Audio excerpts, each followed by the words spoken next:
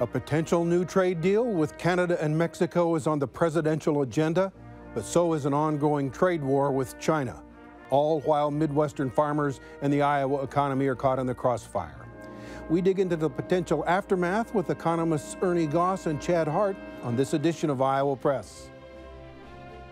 Funding for Iowa Press was provided by Friends, the Iowa Public Television Foundation, the Associated General Contractors of Iowa, the public's partner in building Iowa's highway, bridge, and municipal utility infrastructure.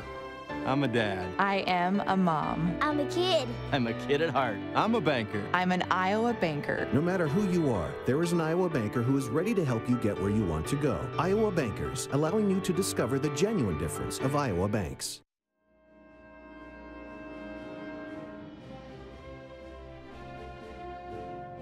For decades, Iowa Press has brought you political leaders and newsmakers from across Iowa and beyond, celebrating more than 40 years of broadcast excellence on statewide Iowa Public Television. This is the Friday, October 5 edition of Iowa Press. Here is David Yepsen. When President Trump announced a last-minute trade deal with Canada and Mexico early this week, it raised many questions in farm country. Is this deal NAFTA 2.0? How will it impact corn growers or dairies here in Iowa? And just days later, the Trump administration renewed its public name-calling with a major trading partner, China. As the tariffs mount on everything from soybeans to steel, we've gathered a pair of economists to flesh out the potential impact on the eve of the 2018 elections. Ernie Goss teaches economics at Creighton University, and Chad Hart is Associate Economics Professor at Iowa State University. Gentlemen, welcome back to Iowa Press and Iowa Public Television. It's good to have you here. Good to be here. Pleasure. Across the table, James Lynch is political reporter for the Gazette, and Kay Henderson is news director for Radio Iowa. News this Friday, the national unemployment rate 3.7%, not seen in the country since the 1960s. Mr. Goss, as an economist, how do you interpret that? So it's good. How's that? It is a good signal, but it's also a signal that the economy is heating up a bit. And to be most economists, we always see the gray lining around the silver cloud. And so, what we're going to see is more rate hikes from the Federal Reserve, to be on the negative side anyway. In other words, the economy is getting a bit what we sometimes call overheated. We were in a Goldilocks economy. We're not too hot, not too cool. It's getting on the hot side, I would argue. Now, there's some disagreement. Maybe Chad disagrees with that assessment, but I think it was a good reading. But in this part of the country, we've been through this. The finding and hiring qualified workers for a couple of years now has been the #1 impediment to growing this economy, to growing the Iowa economy, the Nebraska economy, South Dakota.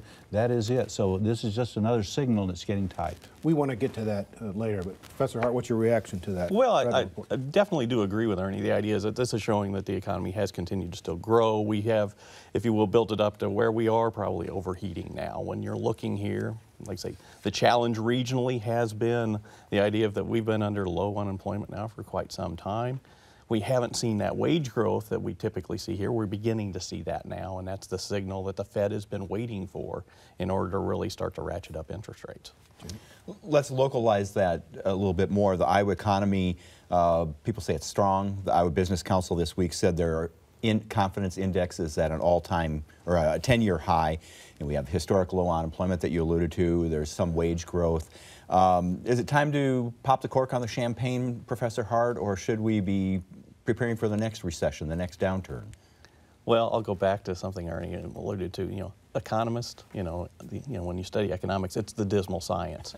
So we're always looking for the next downturn, and I think that's the deal here. We've been in the longest sort of recovery run after the Great Recession that this economy's seen in quite some time, and so we're starting to look for what are those signs that the economy will slow down, that we could turn this thing around. Are you seeing those signs, or is it just sort of the cyclical nature of the economy that you know it's going to happen? Well, in my case, since I mainly concentrate in agriculture, if you will, we've already seen that segment be down for the past several years, and so typically, I look for, okay, as ag led going into what will be the next recession. Professor Goss? I would, in our surveys, we do 2 surveys, rural areas of Iowa and more urban areas of Iowa, of 10 states in one survey, 9 in the other. And the economy is looking very good. If you look at what's going on in Iowa, you see wage growth better than what we've seen in the U.S.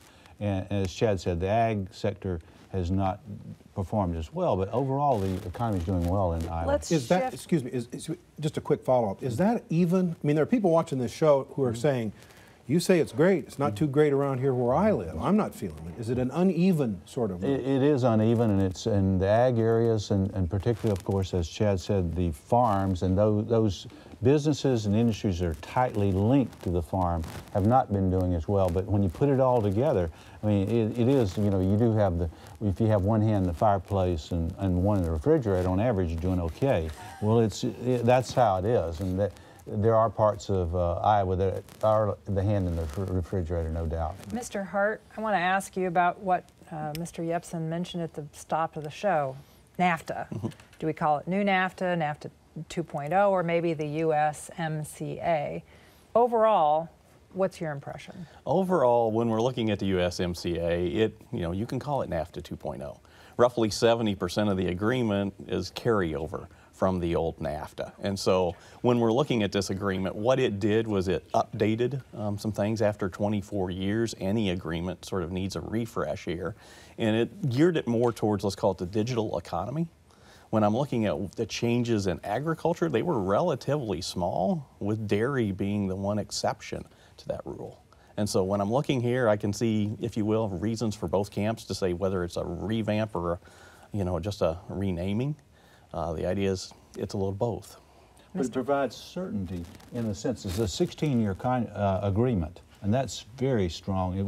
The Trump administration was seeking 5 years, which was not good. We need a long-term stability. That's what we need, particularly in agriculture. And for Iowa, I'll say this, what happens on the farm, it happens later on for the rest of Nebraska and Iowa, and that's certainly an issue. So I think it provides more stability, more certainty, and we've got to get something done on China. That's even more critical. But this is nice to get it done. Let's get on, move on, and move ahead, and that's what I think was the best part. You saw the markets respond very positively to this news.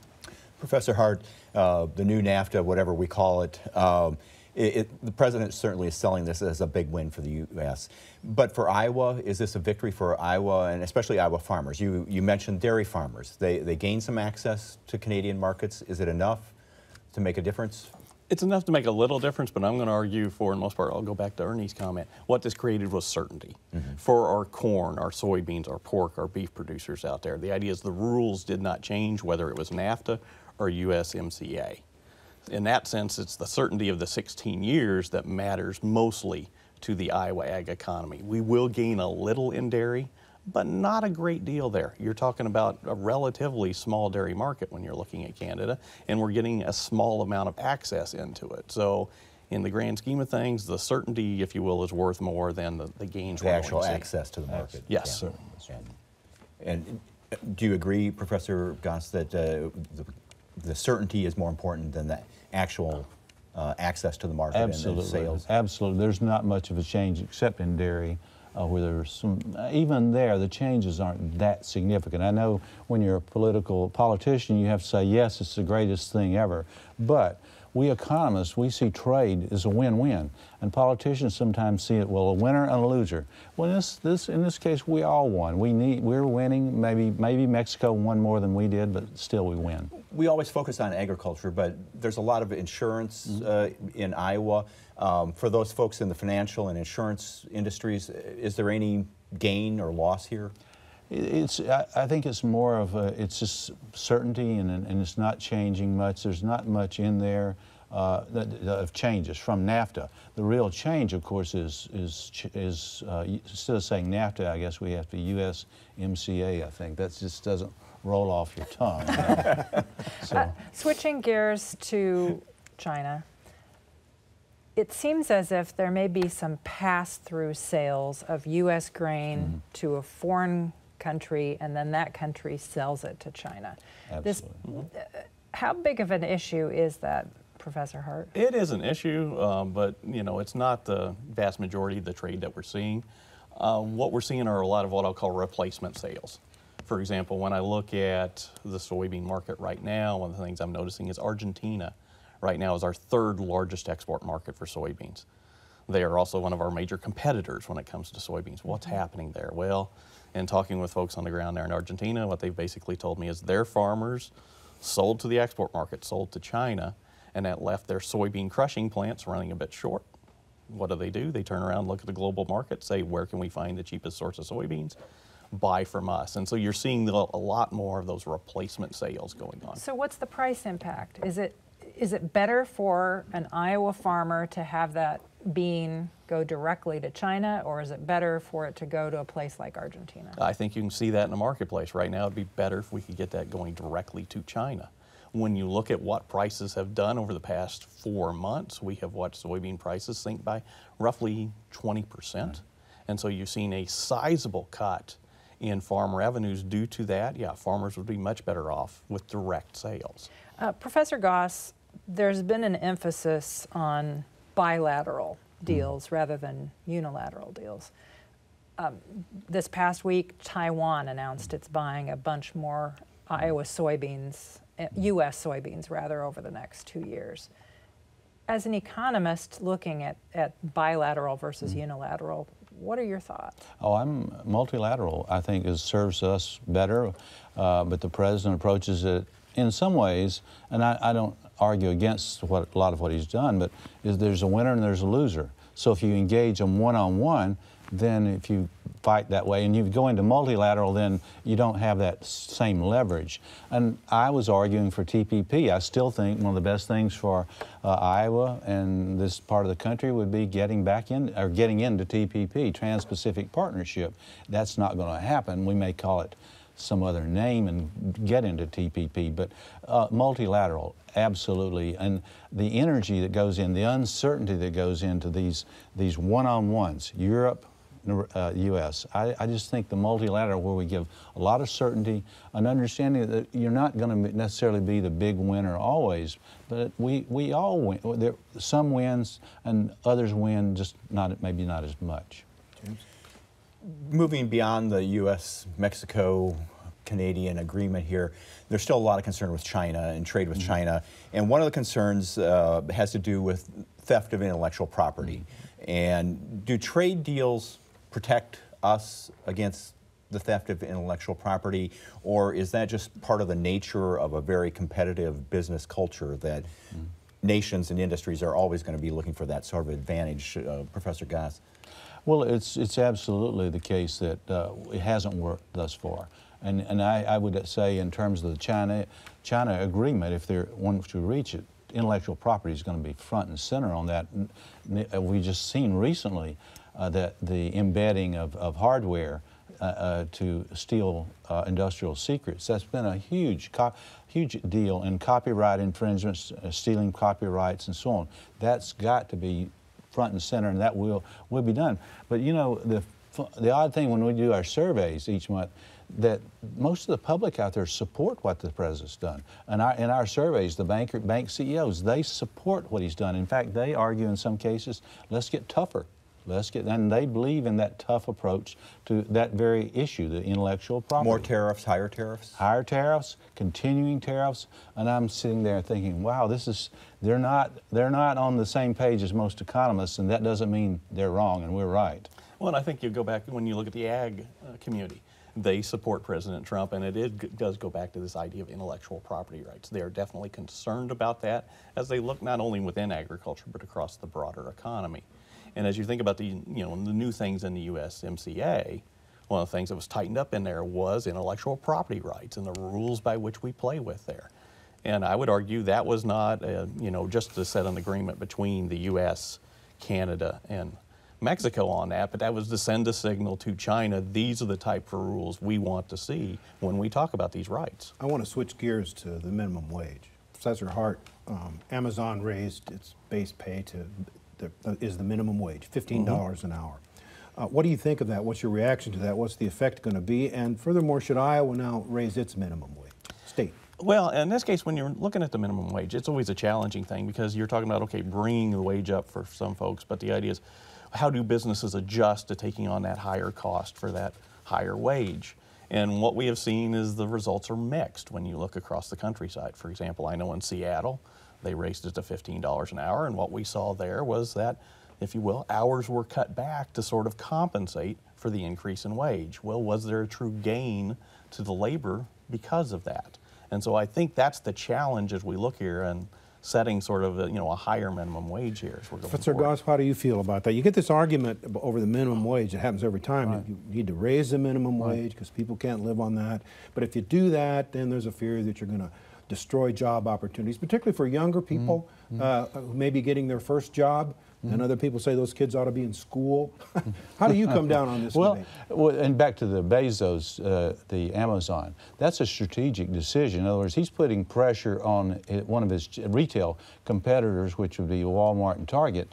They're at $11 and $12 an hour, but what's going to hurt is some companies that can't compete, the smaller companies that ultimately are going to go away because of what Amazon's done. But in terms of what we need, if we're going to have a minimum wage, it needs to be broader. What you have, if you have a city minimum wage, a county minimum wage, those do not work. You force companies out of the minimum wage and into other areas. And Iowa had that problem, not in terms of having county minimum wages.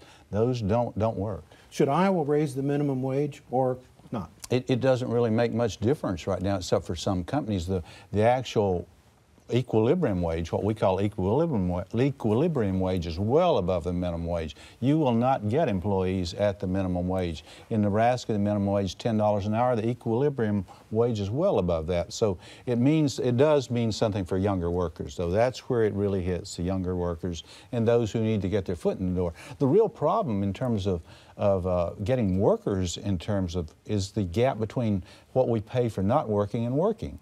There's far too much incentive to just not work, and we're seeing in the numbers that came out, you spoke earlier about the numbers that came out today, the labor participation rate is still at rates we haven't seen since the 1970s. Well, why is that the case? Because we incentivize workers to not work, but instead remain out of the labor force. So that's a bigger problem. Okay. There's a debate in Iowa's governor's race about state tax credits. Mr. Goss, you've talked about this issue before on the program, so I'll ask Professor Hart to weigh in here. Can the state unilaterally disarm?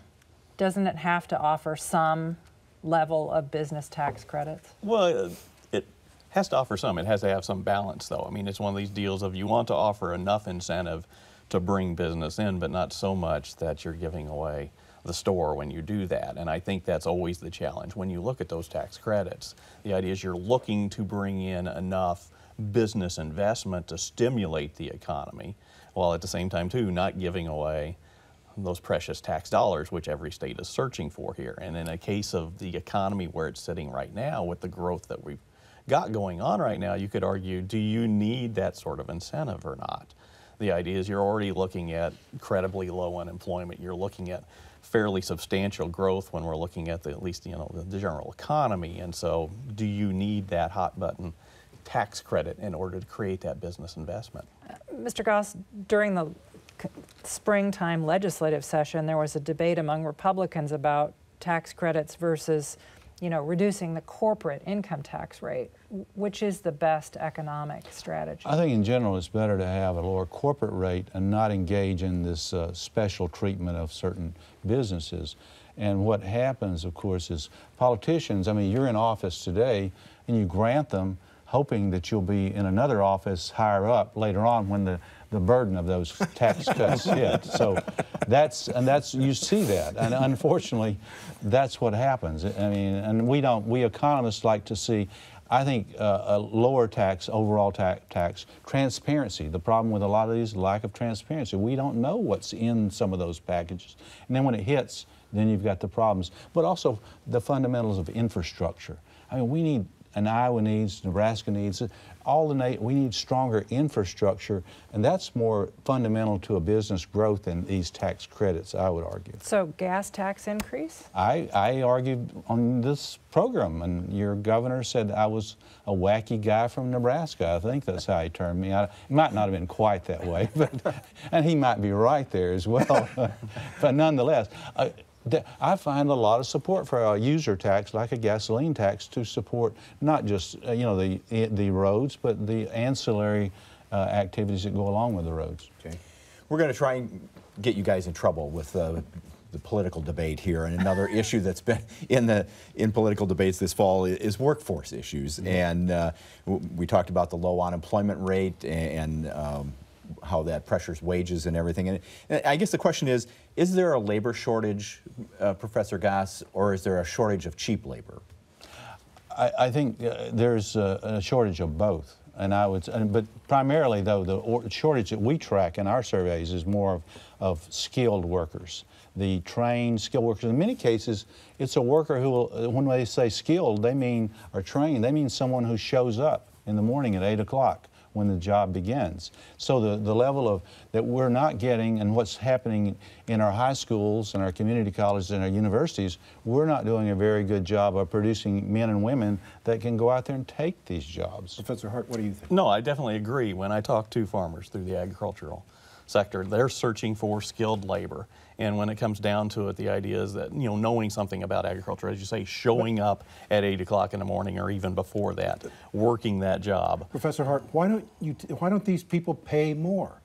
I mean, if businesses were looking for cheap labor, yeah, people aren't going to want to do these awful jobs for not very much money. So why doesn't business pay more? I thought the marketplace was a wonderful thing. The marketplace is a wonderful thing, but it's also a challenge in that the marketplace has to balance what are consumers willing to pay for the goods that we offer them versus the cost to produce them. And so labor is always caught in that squeeze of getting here going, how do we produce the goods at a price that consumer's willing to pay? And they are paying more. And it's not necessarily showing up today. The number, again today, the number came out 2.8% growth year over year.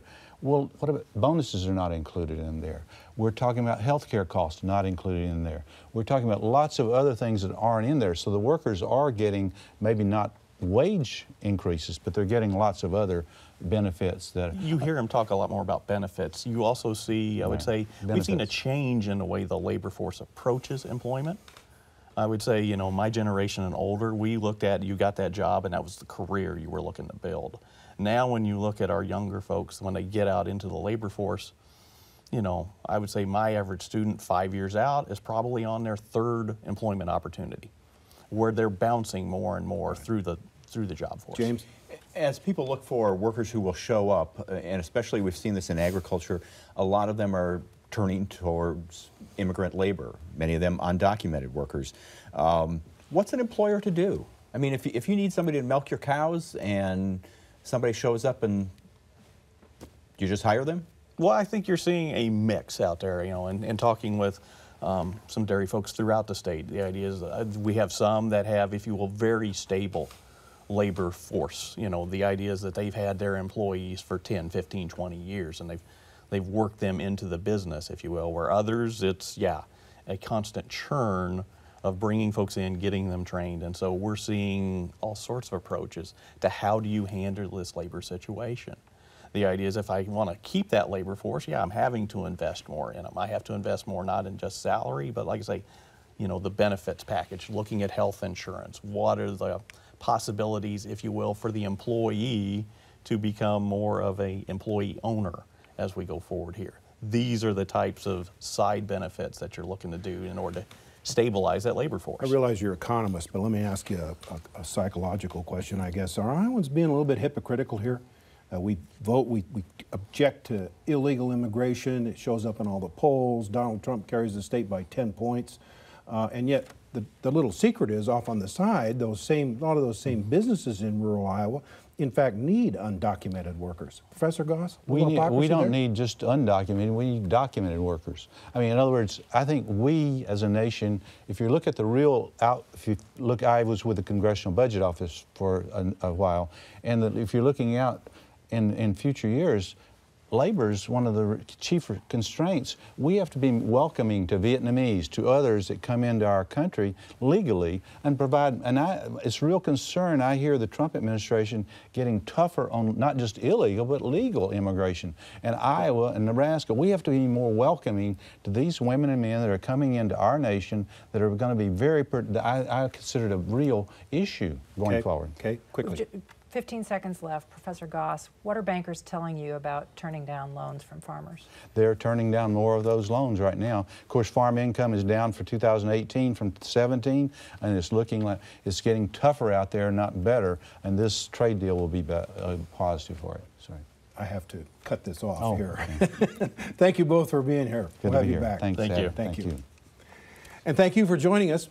We'll be back Thursday night with a special live debate for Iowa's 3rd Congressional District. Congressman David Young and challenger Cindy Axne join us live at IPTV Studios Thursday, October 11th at 7 p.m. The 1-hour Iowa Press debate will rebroadcast Friday night at 7:30 and Sunday morning at 11:30 on IPTV's main channel. We hope you'll join us for a spirited conversation ahead of the 2018 midterm elections. For all of us here at Iowa Public Television, I'm David Yepsen, and thanks for joining us today.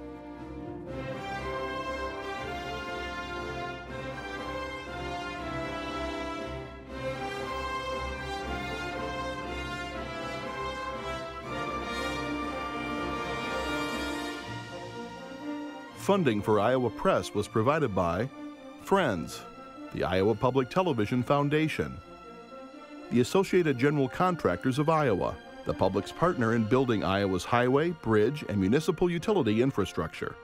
I'm a dad. I am a mom. I'm a kid. I'm a kid at heart. I'm a banker. I'm an Iowa banker. No matter who you are, there is an Iowa banker who is ready to help you get where you want to go. Iowa Bankers, allowing you to discover the genuine difference of Iowa banks.